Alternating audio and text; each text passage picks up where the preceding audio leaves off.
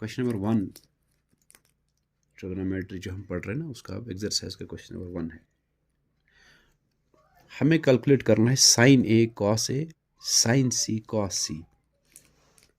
एक right triangle है A B C, right angle at B, यानी बी पर 90 बन रहा है, राइट एंगल बी पर बन रहा है।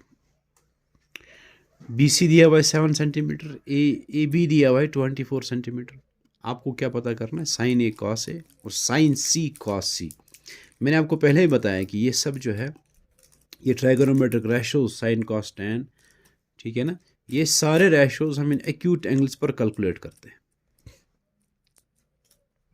साइन ए, इसका मतलब इस एंगल पे साइन पता करना है, इस एंगल पे साइन ए। अच्छा, जब इस पर कैलकुलेट करेंगे ना साइन, साइन होता है सम पीपुल हैव, यानी perpendicular by hypotenuse. Perpendicular A B है नहीं, परपेंडिकुलर बी सी है, हाँ बी सी है।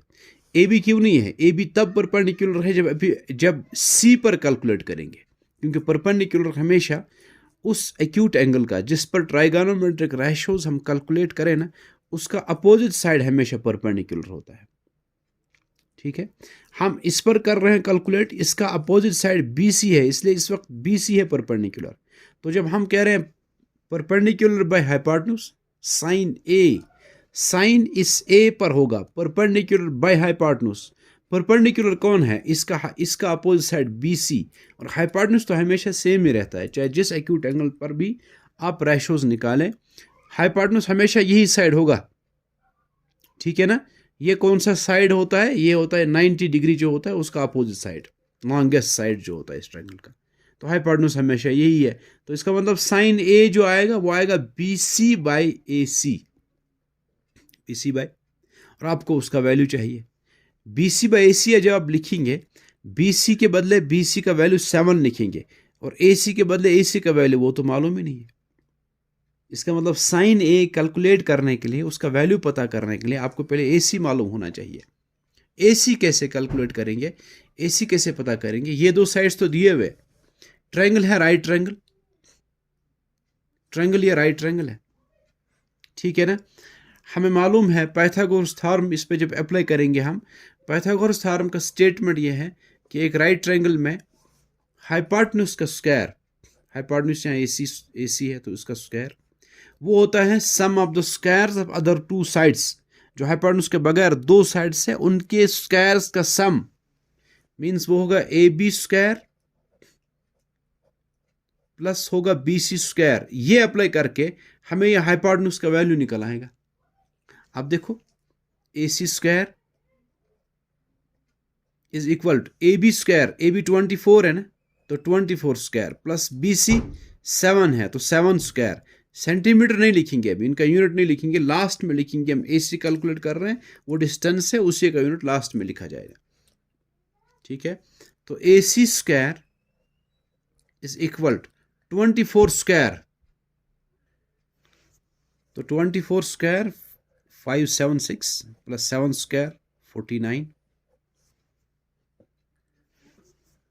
ए C square is equal to 625।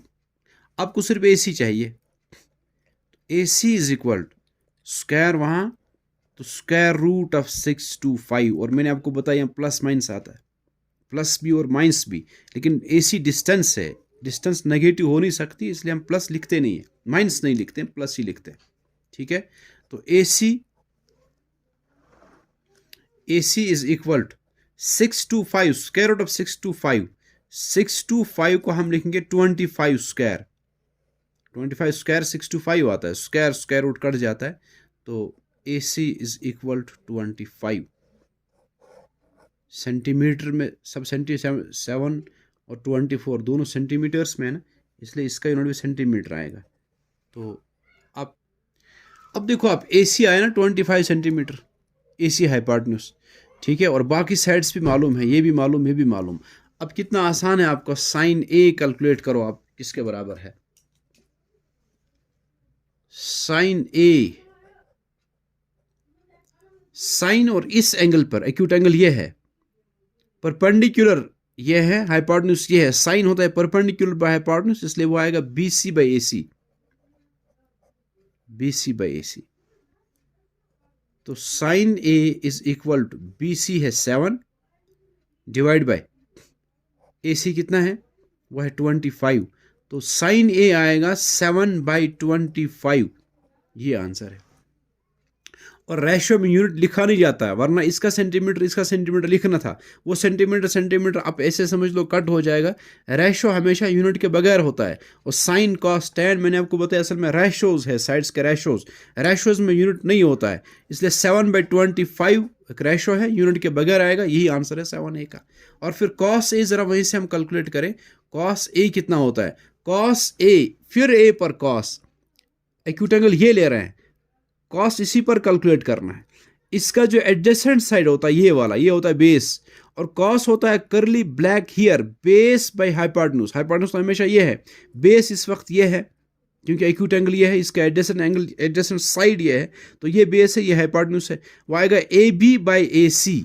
तो कॉस ए क्या आएगा, बेस है AB और हाइपोटेन्यूज है AC, तो कॉस ए इज इक्वल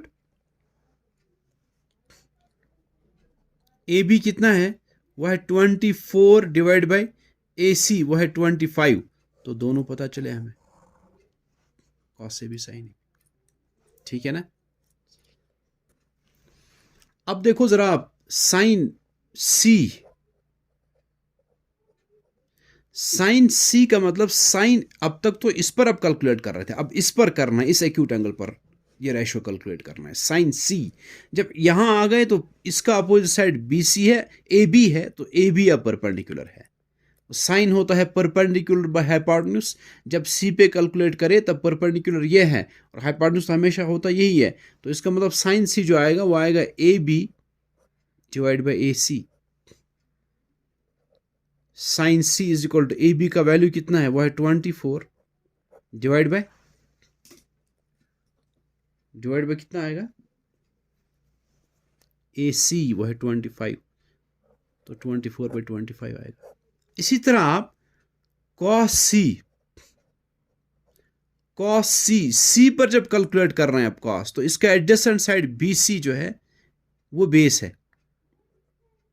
जब यहां थे आप, यहां कैलकुलेट कर रहे थे, ये परपेंडिकुलर था, अब ये बेस बन गया, तो बेस बाय हाइपोटेन्यूज होता है cos C, तो वो BC बाई AC आएगा, BC बाई AC, तो वो बराबर आएगा, BC है 7 डिवाइड बाई AC है 25, 7/25। ये है आपका पहला क्वेश्चन, ठीक है।